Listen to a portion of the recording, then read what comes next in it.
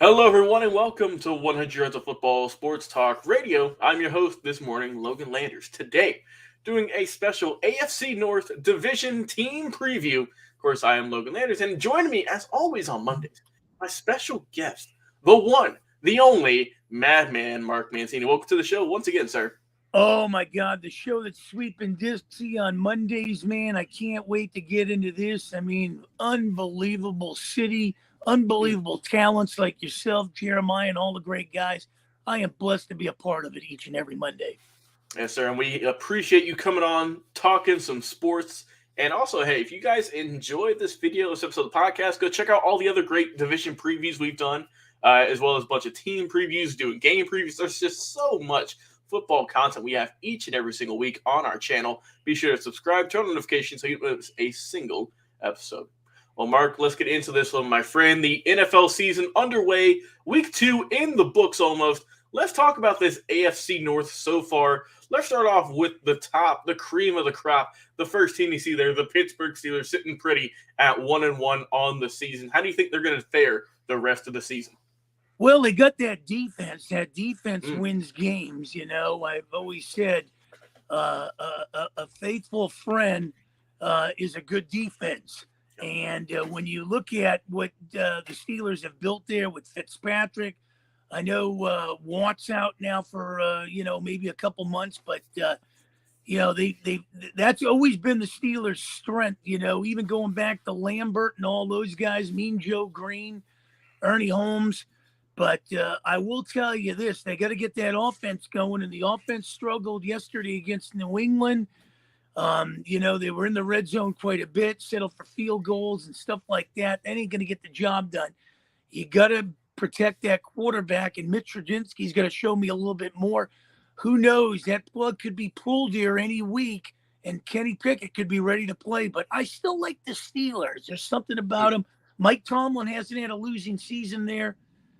I like them to win this division. Yeah, the Steelers, like you said, week 1, they looked great against the Super Bowl runner-ups, and the Bengals got the close one in that one. They won by 3. This week, they lost by 3 against the New England Patriots. Of course, who knows, man? Maybe if they had a little bit more time in the ball game, they could have pulled it out. They scored 8 points in the fourth, so they were looking like they were going to mount a comeback. Just ran out of time, unfortunately. Like you mentioned, Mitch Trubisky, not the greatest day on the field. It was really that defense that kept him in the ball game.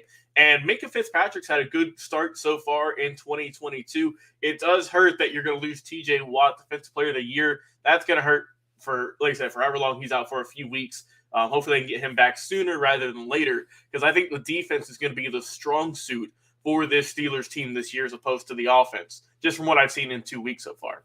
No, and you're absolutely right. I mean, they got to get that offense going. The offense has always been a little sluggish, even last year with Big Ben. But, opening up the seasons and having home openers, you saw what Las Vegas did to them last year. So this is a chance to put the division in its place and take complete control of it. Unfortunately, they came up short. It's a short week, and they get the Cleveland Browns Thursday in Cleveland. That's true. You can also go check out the game preview myself and Jeremiah Long did on that just this morning. So go check that out and see who we picked to win this game. But let's move on to the team who's been pretty disappointing, honestly. The 0-2 last place Cincinnati Bengals. Had the tough loss to the Cowboys this past week. Mark, how are they going to be able to come back from this, or do you see maybe a rough year for Joe Burrow and company? Well, it's a Super Bowl hangover. We've seen that in Atlanta. We've seen that in quite a few cities. It's tough to get back after you lose a game in the Super Bowl. And they opened up their season against the Steelers. The Steelers went in there in their backyard, blew out all the candles and everything, beat them. I know Burrow and the company kept it close, but it's still a loss. And then to go down to Dallas with no Dak Prescott, you should have been able to take Cooper Rush out in the Cowboys. They just didn't do that. They came up short there, and now 0-2. Boy, I don't know what they're going to do, but it starts at the top, and it starts with a quarterback, and Joe Burrow's got to look at himself to right the ship here in week 3. Yeah, it really is looking like they're facing the Jets this upcoming week. And, I mean, we were speaking on a little before we went on air, but, man, the same issues that plagued this team last year is coming back once again, and that is just very poor offensive line work. In just 2 weeks, Mark, Joe Burrow's been sacked 13 times. I mean, Yeah. he's on pace to get sacked. I believe it was something like 80 times if this keeps up. I mean, his body ain't going to make it if he keeps getting hit like this or getting hurried. He just doesn't have enough time to get comfortable in the pocket. And we've seen it week in, week out so far. Like you said, against the two teams he's faced with the Cowboys and also with the Steelers, with the Jets, I know they're going to be rushing to get him too. So it's going to be rough. But I think the offense this week is going to finally come to its own. We know Jamar Chase is special. Hopefully T. Higgins, we know he had that concussion the other week. Hopefully he's back and fully ready. But I think that this upcoming week, they get their first win against the Jets, who had a very amazing win this past week. But I think they can get the ship righted there, get their first win. Because, man, if they go 0-3, that's hard to climb out of.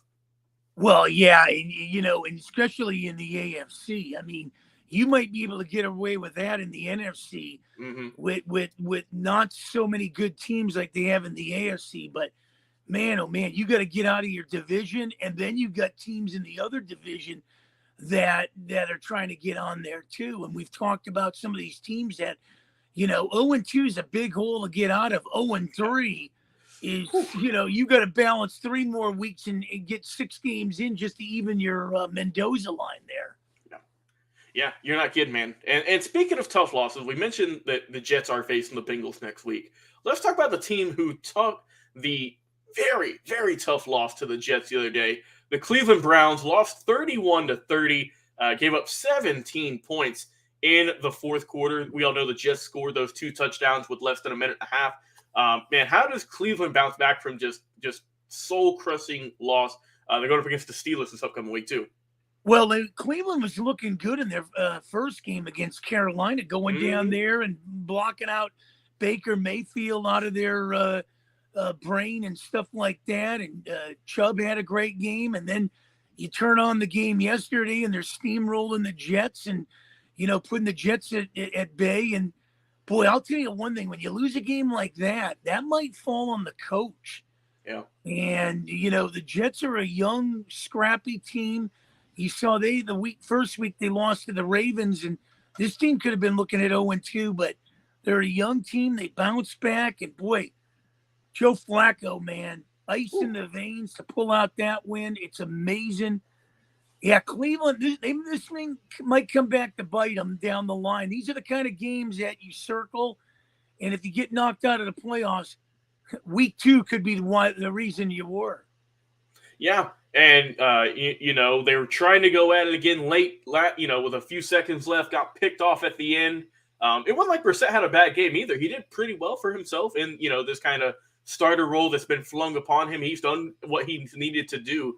But like you said, that defense just needs to get a little bit tightened up. Like you said, maybe it was the head coaches. It falls on his shoulders because, like I said, they put up 30-plus points. Usually that's pretty good for a win, but just was not able to pull it out. But I think Cleveland, like I said, I think they're going to tread water. I think they're going to be fine up until Deshaun Watson comes back later on in the season because Brissett is a reliable quarterback. It's not like he's some nobody you've never heard of off the street. He started games before. He's been in the league for quite some time. He knows what to do. But I just think that defense needs to come into its own still because there's still a lot of young pieces. But if they can get that all channeled and get their energy right, I think Cleveland could have another successful season. Well, not only that, but the thing is, the whole tight till Deshaun Watson comes back. When he does come back, they're going against the Houston Texans in Houston. Oh. And the drama continues. Boy, that's going to be something. But what's this Cleveland Brown team going to look like? I mean, they've kind of slipped over the last few years. You saw Baker Mayfield's out of there. You got Brissett now holding the fort till Watson comes back. But, they've got a good running attack with Chubb there. I mean, now with Pittsburgh, coming into their backyard, this can be a make or break. You don't want to go 1-2 in this division. Yeah, you can't afford to fall behind in this competitive AFC North. And let's talk about this last team here on the board here. The team that probably had the worst loss yesterday. There's a lot of tough losses, but, man, these Baltimore Ravens I can't explain what happened, Mark. They were up big. They were up big, gave up 28 points in the fourth, got the loss in that one, 42-38. Talk about these Ravens, man. And they got a tough matchup against the Patriots this upcoming week who are hoping to right the ship also. Yeah, Miami, is a surprise here. They're 2-0 right now, and beating New England, and going into Baltimore, and Baltimore had this game. They just let them Yep. off the hook. Another, wide open margin where they took their foot off the gas.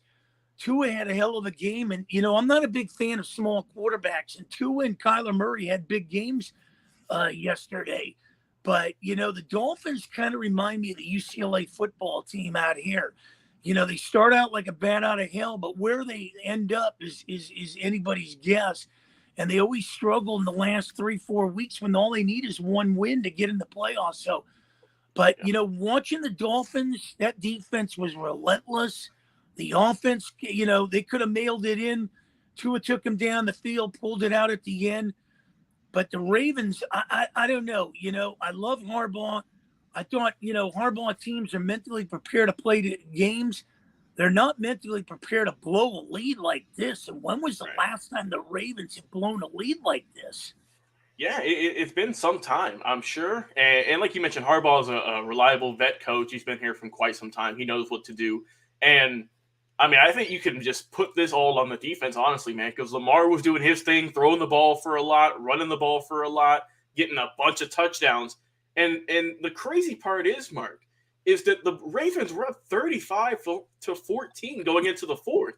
I mean, you just had to hang on for another 15 minutes and you would have got this one sealed up.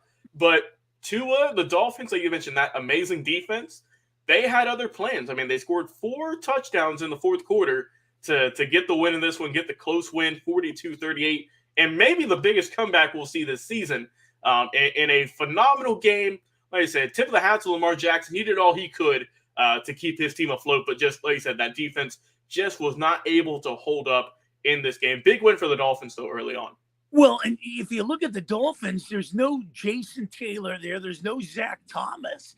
It's just an array of guys that put the pressure on Lamar Jackson and stuff. But man, if they get one of those type of guys that they used to have there in Miami could be a threshold there. But the Ravens got to shore up more of that offensive line.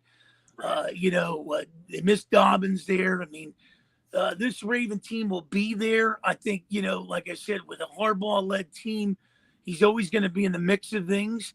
And, he's got his team mentally prepared. But to lose in your backyard, like you alluded to, a 35-14 lead in the fourth quarter, all you had to hold on for 15 more minutes, that's disheartening. And who knows? Now they got to go to New England and try to open up the Patriots home opener, and let's see what team shows up there.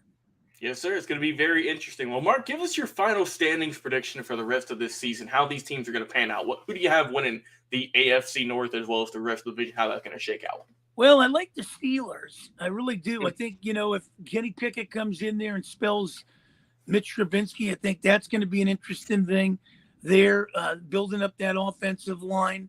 They got the defense there. The defense is going to win him some games. Tomlin's worth some games.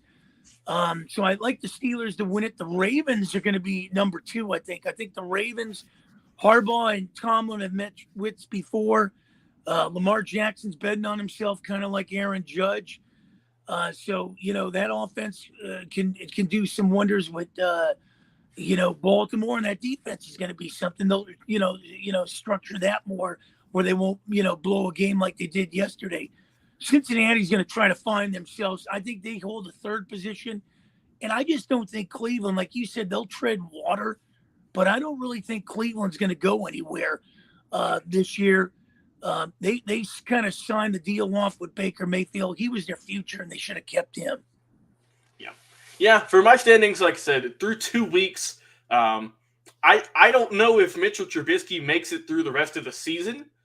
If the Steelers go on maybe a 2-3 game losing streak, they might swap him out. But I think that the Steelers defense is just phenomenal so far this season. So I'm going to go with the Steelers number 1. Number 2, I got the Baltimore Ravens. I mean, if it wasn't for yesterday, I might have the Ravens up top, but I can't put them there anymore. I'm going to put the Bengals at 3. I think they'll get it going. I think they can. Yeah. And I got Cleveland at 4. Like I said, if Deshaun was starting, might be a different story, but he's not come back till a lot later in the season. And by then, I think they'll be out of the running. But I do think this is going to be a very close division, though. Yeah. I think that we're not going to see a large margin between a lot of these teams.